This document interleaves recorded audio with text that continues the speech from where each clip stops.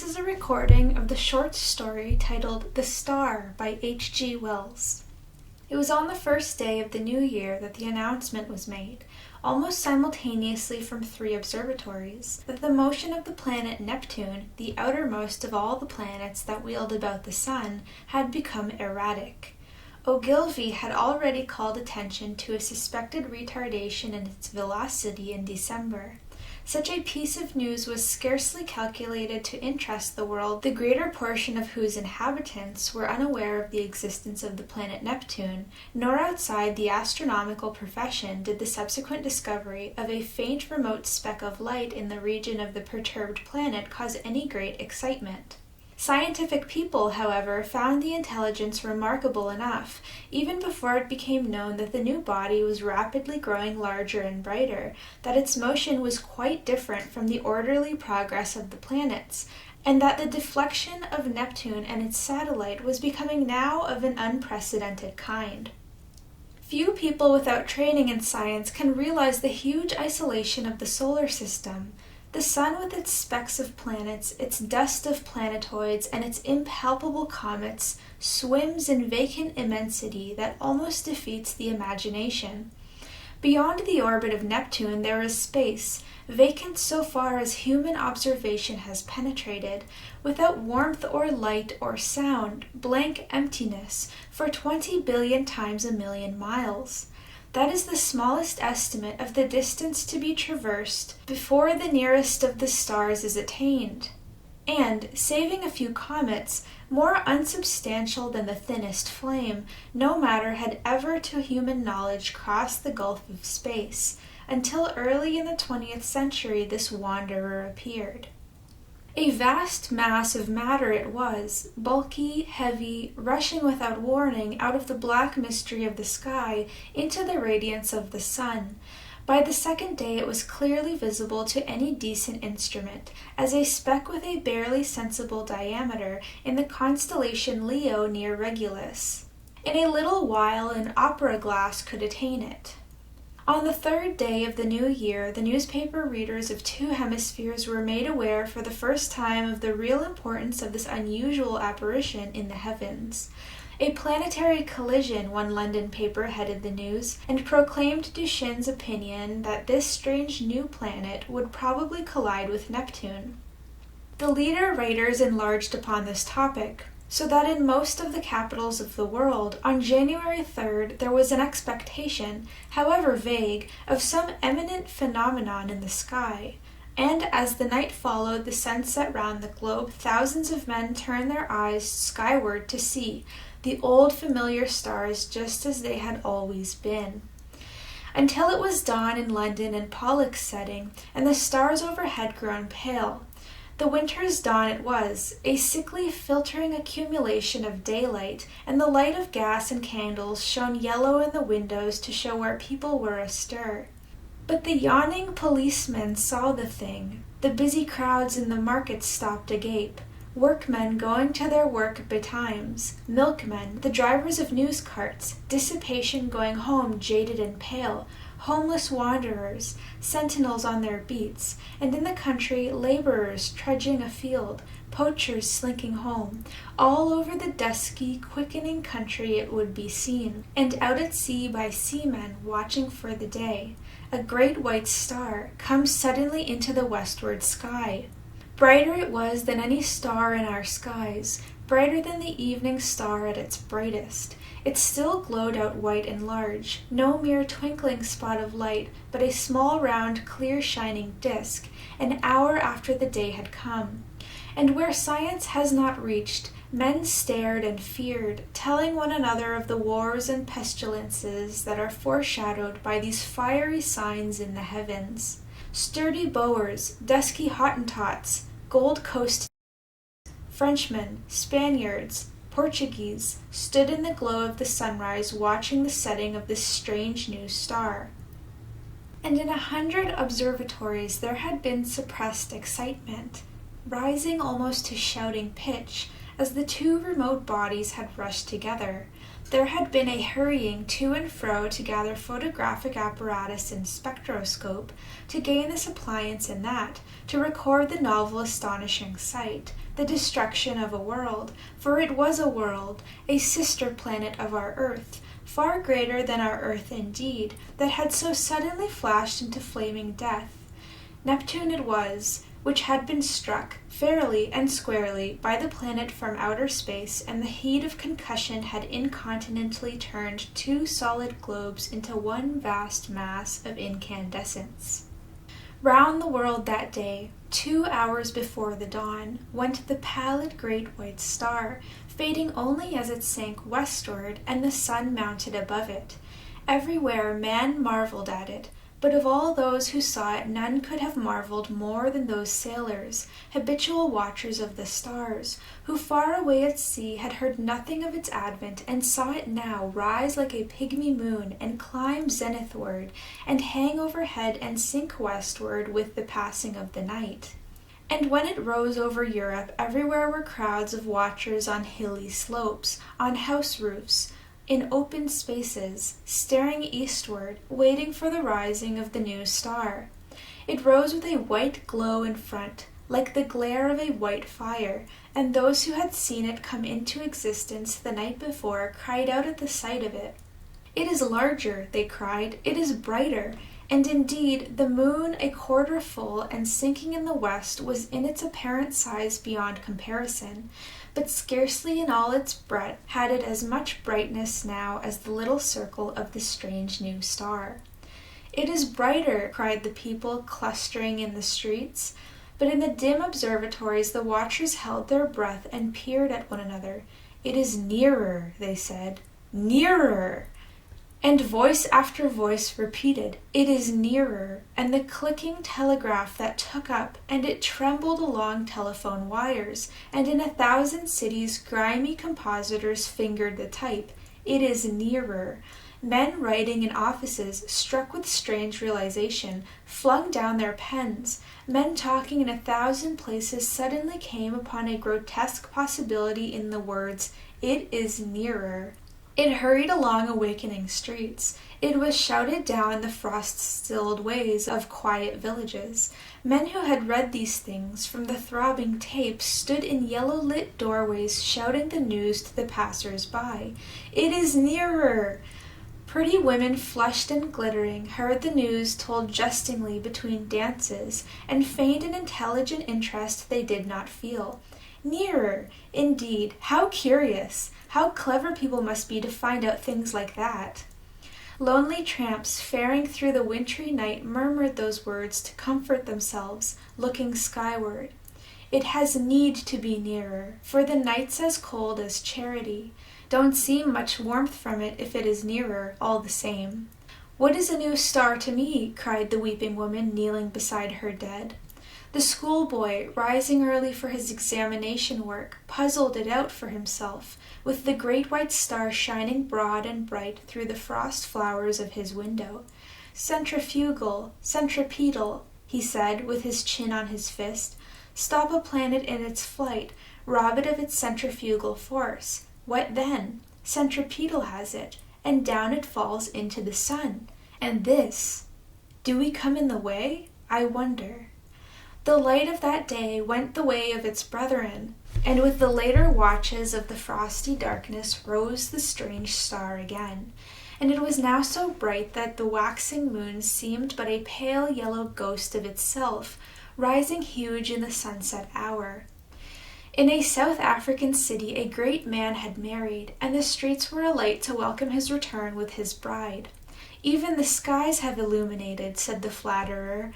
Under Capricorn, 2 lovers, daring the wild beasts and evil spirits, for love of one another, crouched together in a cane brake where the fireflies hovered.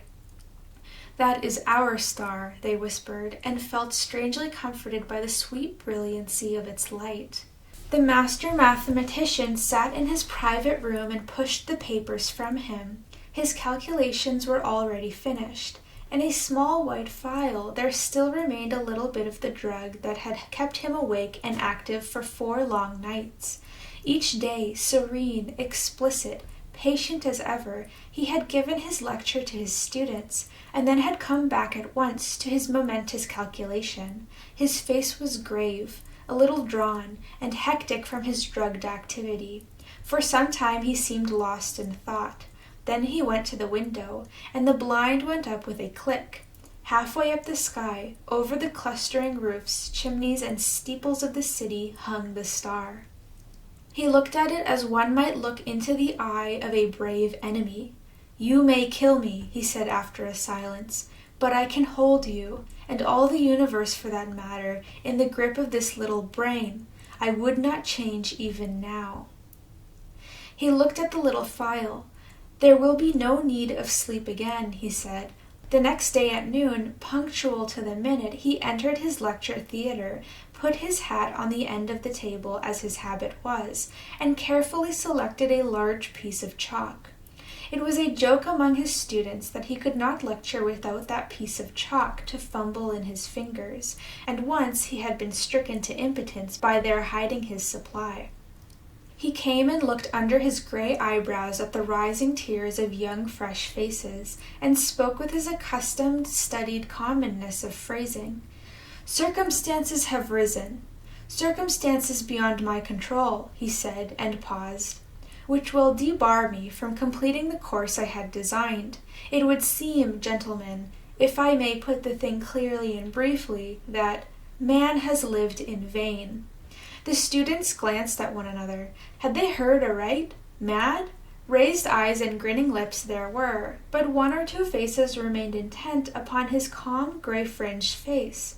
"It will be interesting," he was saying, "to devote this morning to an exposition, so far as I can make it clear to you, of the calculations that have led me to this conclusion. Let us assume," he turned toward the blackboard, meditating a diagram in the way that was usual to him. "What was that about lived in vain?" whispered one student to another. "Listen," said the other, nodding toward the lecturer, and presently they began to understand. That night the star rose later, for its proper eastward motion had carried it some way across Leo toward Virgo, and its brightness was so great that the sky became a luminous blue as it rose, and every star and planet was hidden, save only Jupiter near the zenith, Capella, Aldebaran, Sirius, and the pointers of the Bear. It was white and beautiful.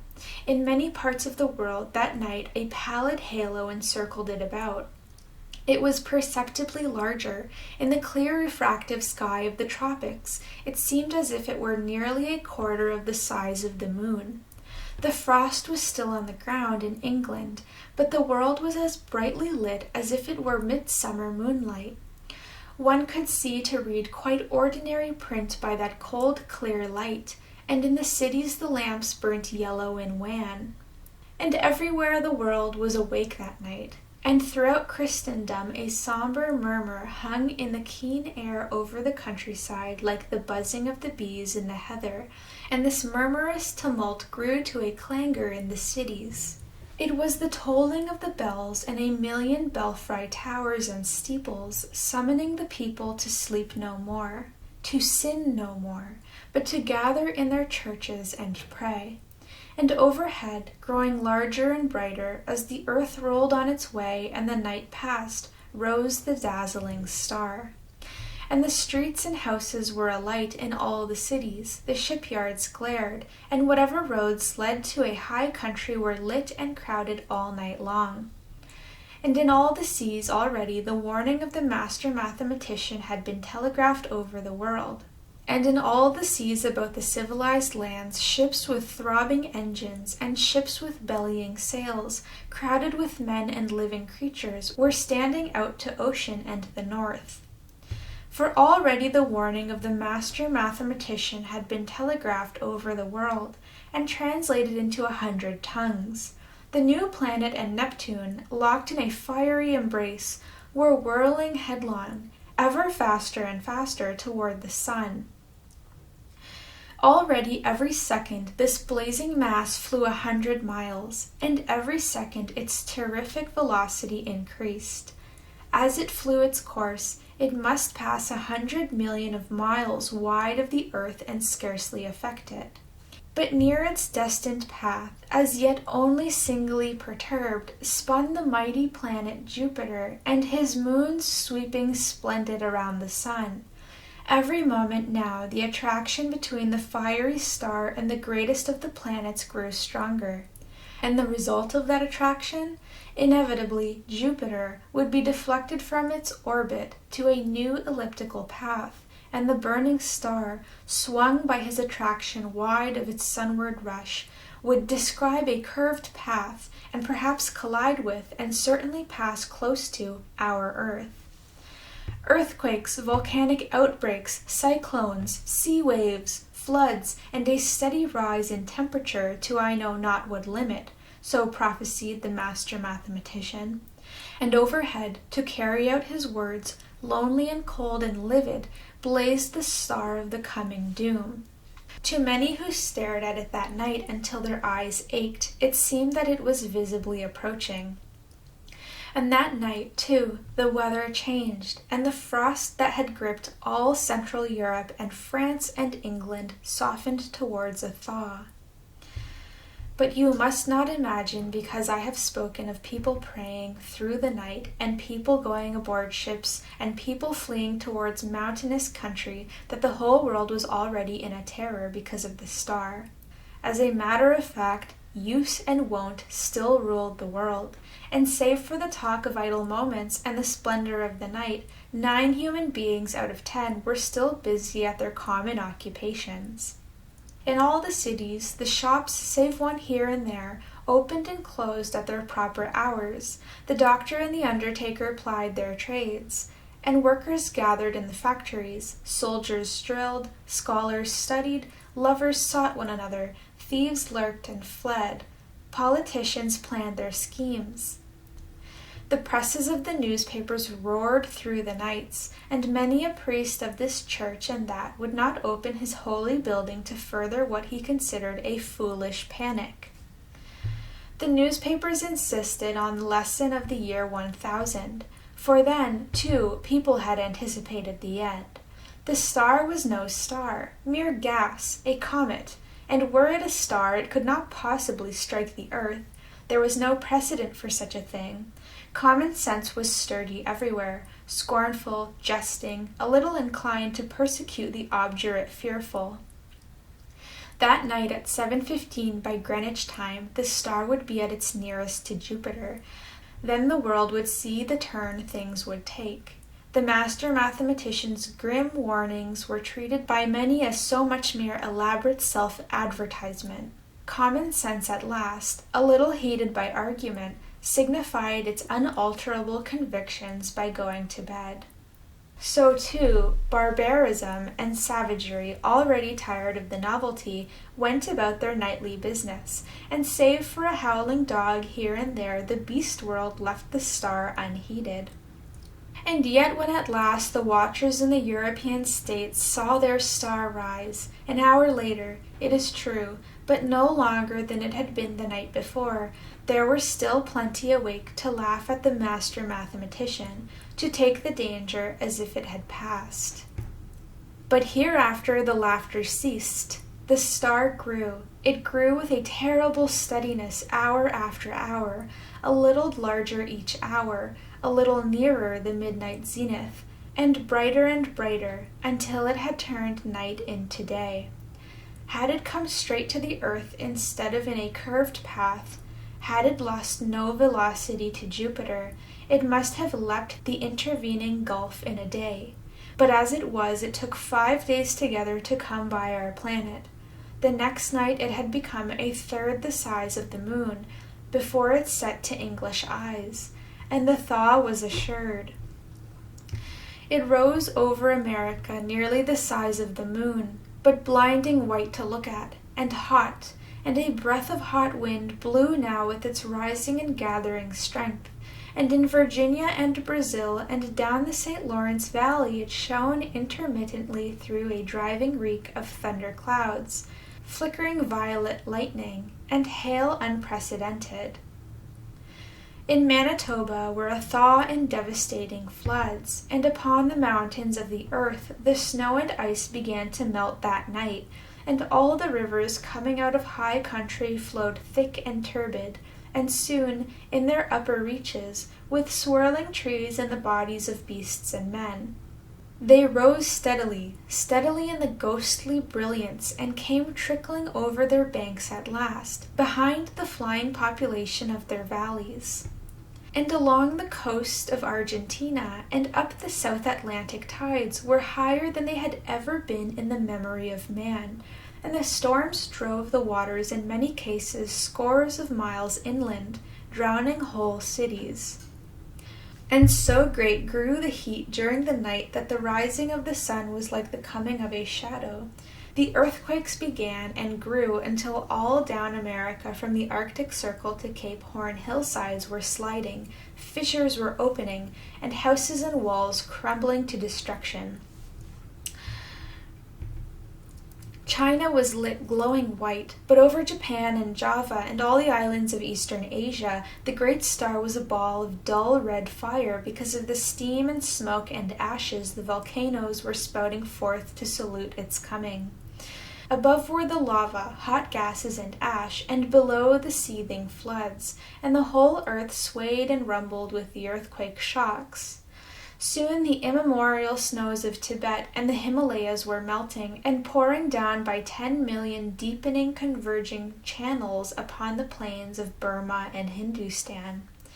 The tangled summits of the Indian jungles were aflame in 1,000 places, and below the hurrying waters around the stems were dark objects that struggled feebly and reflected the blood-red tongues of fire.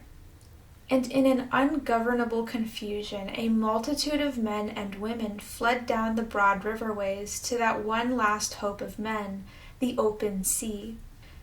Larger grew the star, and larger, hotter, and brighter with a terrible swiftness now. The tropical ocean had lost its phosphorescence, and the whirling steam rose in ghostly wreaths from the black waves that plunged incessantly, speckled with storm-tossed ships. And then came a wonder. It seemed to those who in Europe watched for the rising of the star that the world must have ceased its rotation. In 1,000 open spaces of down and upland, the people who had fled thither from the floods and the falling houses and sliding slopes of hill watched for that rising in vain. Hour followed hour through a terrible suspense, and the star rose not. Once again, men set their eyes upon the old constellations they had counted lost to them forever. In England it was hot and clear overhead, though the ground quivered perpetually, but in the tropics Sirius and Capella and Aldebaran showed through a veil of steam. And when at last the great star rose, near 10 hours late, the sun rose close upon it, and in the center of its white heart was a disk of black. Over Asia the star had begun to fall behind the movement of the sky, and then suddenly, as it hung over India, its light had been veiled. All the plain of India, from the mouth of the Indus to the mouths of the Ganges, was a shallow waste of shining water that night, out of which rose temples and palaces, mounds and hills, black with people. Every minaret was a clustering mass of people, who fell one by one into the turbid waters as heat and terror overcame them. The whole land seemed a wailing, and suddenly there swept a shadow across the furnace of despair, and a breath of cold wind, and a gathering of clouds out of the cooling air. Men looking up, nearly blinded at the star, and saw a black disk creeping across the light. It was the moon, coming between the star and the earth, and even as men cried to God at this respite, out of the east with a strange, inexplicable swiftness sprang the sun, and then star, sun, and moon rushed together across the heavens. So it was that presently to the European watchers star and sun rose close upon each other, drove headlong for a space, and then slower, and at last came to rest. Star and sun merged into one glare of flame at the zenith of the sky. The moon no longer eclipsed the star, but was lost to sight in the brilliance of the sky. And though those who were still alive regarded it for the most part with that dull stupidity that hunger, fatigue, heat, and despair engender, there were still men who could perceive the beginning of these signs. Star and earth had been at their nearest, had swung about one another, and the star had passed. Already it was receding, swifter and swifter, in the last stage of its headlong journey downward into the sun. And then the clouds gathered, blotting out the vision of the sky. The thunder and lightning wove a garment around the world. All over the earth was such a downpour of rain as men had never seen before, and where the volcanoes had flared red against the cloud canopy there descended torrents of mud. Everywhere the waters were pouring off the land, leaving mud-stilted ruins, and the earth littered like a storm-worn beach with all that had floated, and the dead bodies of the men and brutes, its children. For days the waters streamed off the land, sweeping away soil and trees and houses in the way, and piling huge dikes and scooping out titanic gullies over the countryside.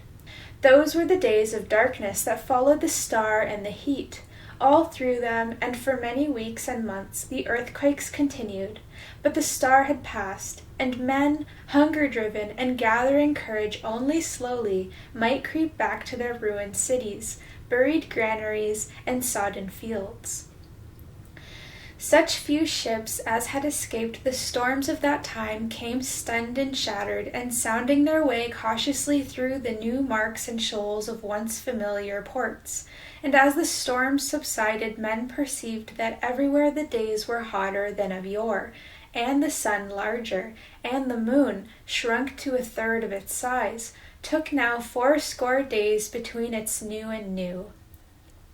But of the new brotherhood that grew presently among men, of the saving of laws and machines, of the strange change that had Iceland and Greenland the shores of Baffin's Bay, so that the sailors coming there presently found them green and gracious, and could scarce believe their eyes, this story does not tell. Nor of the movement of mankind, now that the earth was hotter, northward and southward towards the poles of the earth. It concerns itself only with the coming and the passing of the star. The Martian astronomers, for there are astronomers on Mars, although they are different beings from men, were naturally profoundly interested by these things. They saw them from their own standpoint, of course. Considering the mass and temperature of the missile that was flung through our solar system into the sun, one wrote, "It is astonishing what little damage the earth, which it missed so narrowly, has sustained. All the familiar continental markings in the masses of the seas remain intact, and indeed the only difference seems to be a shrinkage of the white discoloration, supposed to be frozen water, round either pole, which only shows how small the vastest of human catastrophes may seem at a distance of a few million miles." The end. This is the end of the recording of The Star by H.G. Wells.